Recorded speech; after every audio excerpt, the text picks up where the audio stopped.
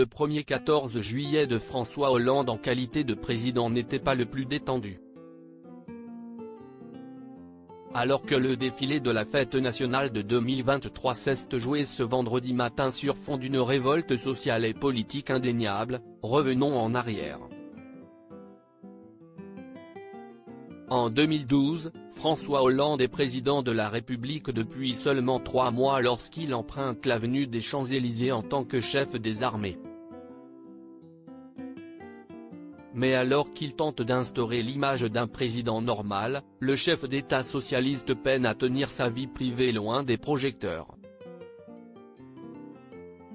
Un mois avant son premier défilé militaire, sa compagne de l'époque, Valérie Trierweiler, poste sur Twitter un message qui va enflammer la toile. Courage à Olivier Falorni qui n'a pas démérité, qui se bat aux côtés des Rochelais depuis tant d'années dans un engagement désintéressé, écrit la journaliste en soutien au député qui s'apprête à être élu dans la première circonscription de la Charente-Maritime, après s'être présenté en dissident face à Ségolène Royal. Pour cela, il a été exclu du Parti socialiste. Inutile de dire que les mots de Valérie Trierweiler apparaissent à ces beaux enfants comme un coup de poignard. Quelques jours plus tard, Thomas Hollande, fils aîné de Ségolène Royal et de François Hollande, réagit dans Le Point.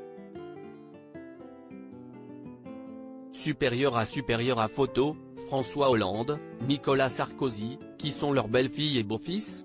La réplique cinglante de Thomas Hollande face à Valérie Trierweiler. Ce que je reproche au tweet, si est d'avoir fait basculer la vie privée dans la vie publique, regrette d'abord Thomas Hollande, qui s'est impliqué dans les campagnes présidentielles de ses deux parents, en 2007 et 2012.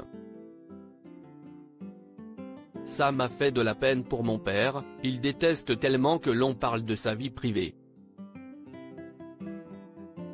Ça a détruit l'image normale qu'il avait construite, juge-t-il aussi, révélant que son père est resté ahuri par le message de sa compagne.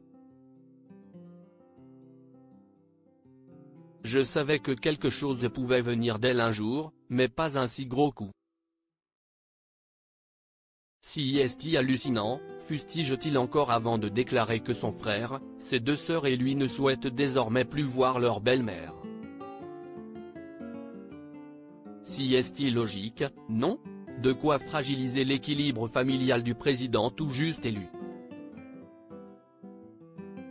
Après le tweet de Valérie Trierweiler, ce dernier a demandé à son fils de ne pas alimenter le feuilleton, lors d'un dîner en tête-à-tête.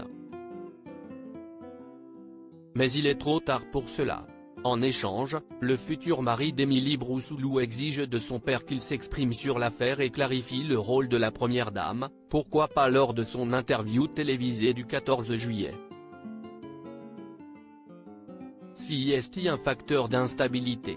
Soit-elle est journaliste, soit-elle a un cabinet à l'Élysée, tranche aussi Thomas Hollande dans Le Point. Le jour de la fête nationale, la tension est à son comble. Je suis pour une claire distinction entre vie privée et vie publique, rappellera le président face à Claire Chazal et Laurent Delahousse. Donc je considère que les affaires privées se règlent en privé et je l'ai dit à mes proches pour qu'ils acceptent scrupuleusement le respect de ce principe. Ferme malgré sa pudeur, le président assure alors qu'un tel épisode ne se reproduira pas. Moins de 2 ans plus tard, il verra de nouveau sa vie privée exposée avec la révélation de sa liaison avec celle qui est désormais son épouse, Julie Gaillet. Crédit photo, Gengis Bordenave.